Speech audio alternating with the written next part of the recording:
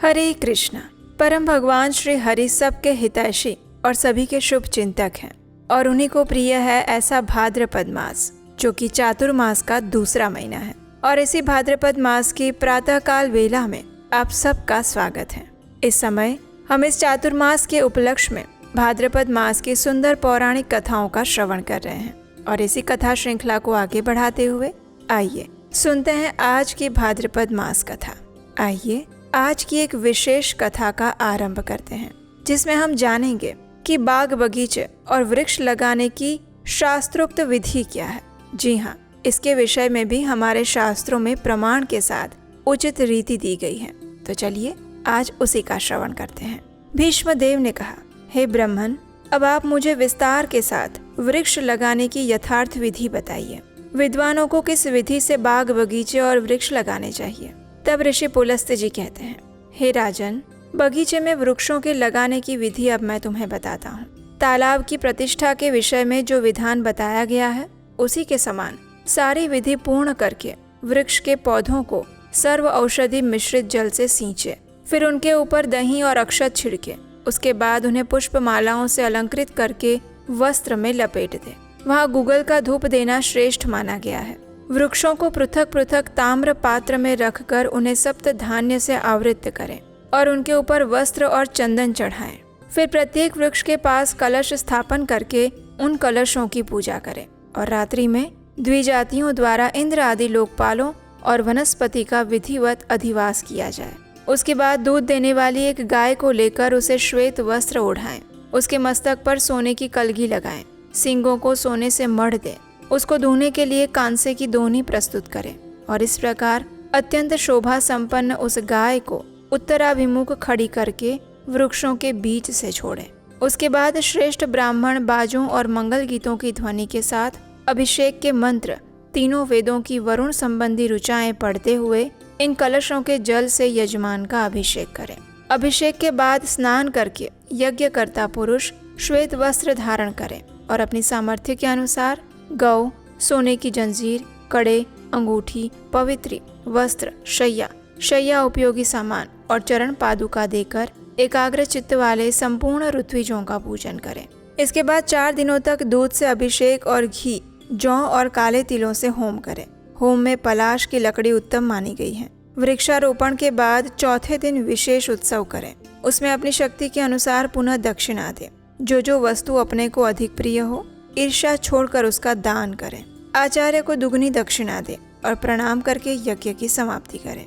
जो विद्वान पुरुष इस विधि से वृक्षारोपण का उत्सव करता है उसकी सारी मनोकामनाएं पूर्ण होती है और वो अक्षय फल का भागी होता है। हे राजेंद्र, जो इस प्रकार वृक्ष की प्रतिष्ठा करता है वो जब तक 30,000 इंद्र समाप्त हो जाते हैं तब तक स्वर्ग लोक में निवास करता है। उसके शरीर में जितने रोम होते हैं अपने पहले और पीछे की उतनी ही पीढ़ियों का वो उद्धार कर देता है और उसे पुनरावृत्ति से रहित परम सिद्धि प्राप्त होती है।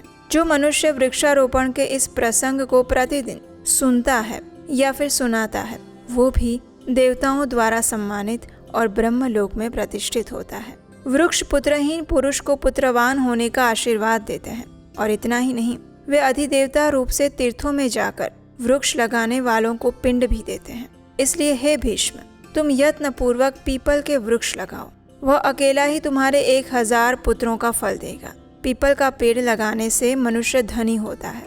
अशोक वृक्ष शोक का नाश करने वाला है। पाकड़ वृक्ष यज्ञ का फल देने वाला है। नीम का वृक्ष लगाने से आयु बढ़ती है, वो आयु प्रदान करने वाला है। जामुन का वृक्ष कन्या देने वाला कहा गया है। अनार का वृक्ष पत्नी प्रदान करता है। पीपल रोग का नाशक और पलाश ब्रह्म तेज प्रदान करने वाला वृक्ष है। जो मनुष्य बहड़े का वृक्ष लगाता है वो प्रेत होता है। अंकोल लगाने से वंश की वृद्धि होती है। खैर का वृक्ष लगाने से आरोग्य की प्राप्ति होती है। नीम लगाने वालों पर भगवान सूर्य प्रसन्न होते हैं। बेल के वृक्ष में भगवान शंकर का और गुलाब के वृक्ष में देवी पार्वती का निवास माना गया है।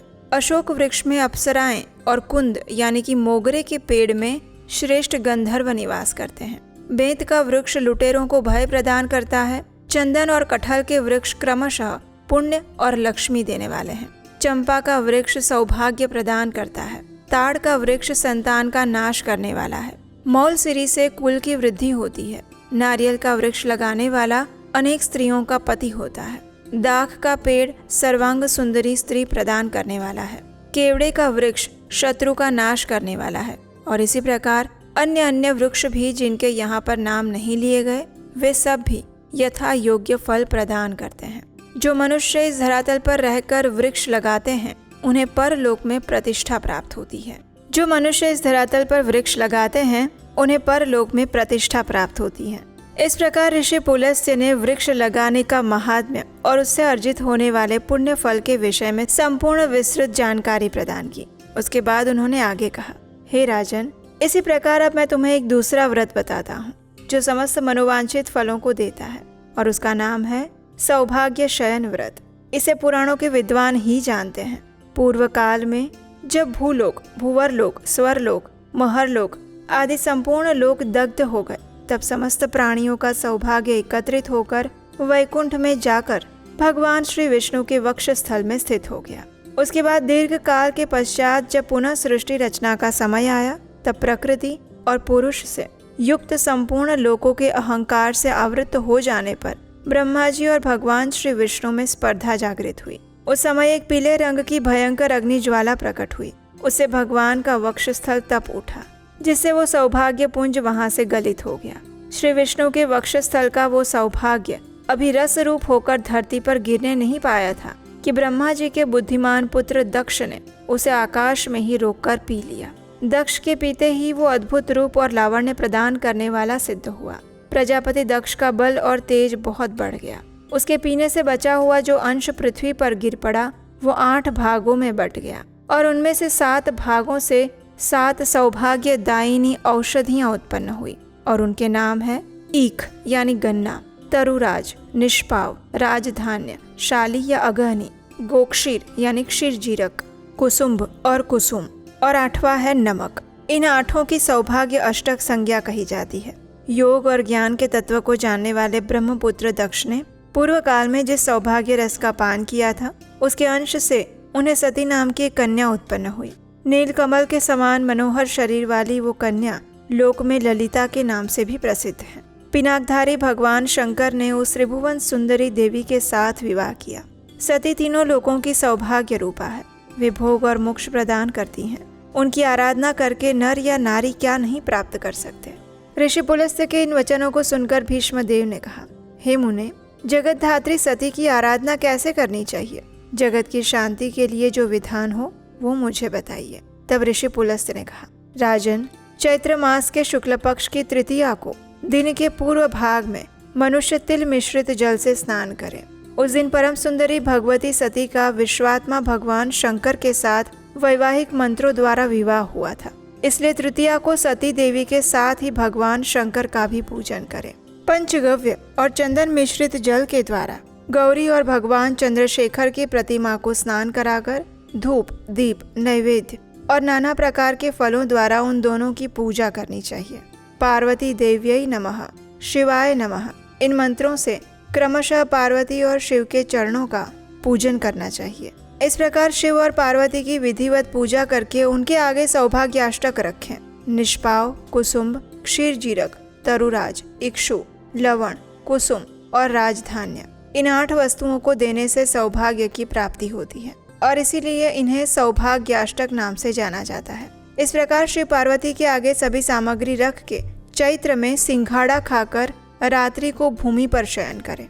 फिर सवेरे उठकर स्नान और जप करके पवित्र होकर माला, वस्त्र और आभूषणों के द्वारा ब्राह्मण दंपति का पूजन करें। इसके बाद सौभाग्य अष्टक सहित शिव और पार्वती की सुवर्णमयी प्रतिमाओं को ललिता देवी की प्रसन्नता के लिए ब्राह्मण को अर्पित करें, और दान के समय इस प्रकार कहें, हे ललिता, विजया, भद्रा, भवानी, कुमुदा, शिवा, वासुदेवा, गौरी, मंगला, कमला, सती और उमा, ये आप प्रसन्न हो। 12 महीनों की प्रत्येक द्वादशी को भगवान श्री विष्णु की और उनके साथ लक्ष्मी जी की भी पूजा करें। इसी प्रकार परलोक में उत्तम गति चाहने वाले पुरुष को प्रत्येक मास की पूर्णिमा को सावित्री सहित ब्रह्मा जी की विधिवत आराधना करनी चाहिए, और ऐश्वर्य की कामना वाले मनुष्य को सौभाग्याष्टक का दान भी करना चाहिए। इस प्रकार 1 वर्ष तक इस व्रत का विधि पूर्वक अनुष्ठान करके पुरुष, स्त्री या कुमारी भक्ति के साथ रात्रि में शिव जी की पूजा करें। व्रत की समाप्ति के समय संपूर्ण सामग्रियों से युक्त शैया, शिव पार्वती की सुवर्णमयी प्रतिमा, बैल और गाय का दान करें। जो स्त्री इस प्रकार उत्तम सौभाग्य शयन नामक व्रत का अनुष्ठान करती है, उसकी समस्त मनोकामनाएं पूर्ण होती है। अथवा यदि वो निष्काम भाव से इस व्रत को करती है तो उसे नित्य पद की प्राप्ति होती है। इस व्रत का आचरण करने वाले पुरुष को एक फल का परित्याग कर देना चाहिए। प्रतिमास इसका आचरण करने वाला पुरुष यश और कीर्ति प्राप्त करता है। हे राजन, सौभाग्य शयन का दान करने वाला पुरुष कभी सौभाग्य, आरोग्य, सुंदर रूप, वस्त्र, अलंकार, आभूषणों से वंचित नहीं रहता। जो 12, 8 या 7 वर्षों तक सौभाग्य शयन व्रत का अनुष्ठान करता है, वह ब्रह्मलोक निवासी पुरुषों द्वारा पूजित होकर 10,000 कल्पों तक वहां निवास करता है। इसके बाद वो विष्णुलोक और शिवलोक में भी जाता है। जो नारी या कुमारी इस व्रत का पालन करती है, वो भी ललिता देवी के अनुग्रह से ललित होकर आगे बताए गए फलों को प्राप्त करती हैं। जो इस व्रत की कथा का श्रवण भी करता है अथवा दूसरों को इसे करने की सलाह देता है, वो भी विद्याधर होकर चिरकाल तक सर्वलोक में निवास करता है। पूर्व काल में इस अद्भुत व्रत का अनुष्ठान कामदेव ने, राजा शतधन्वा ने, वरुण देव ने, भगवान सूर्य ने तथा धन के स्वामी कुबेर ने भी किया था। तो ये थी आज की भाद्रपद मास की विशेष कथा।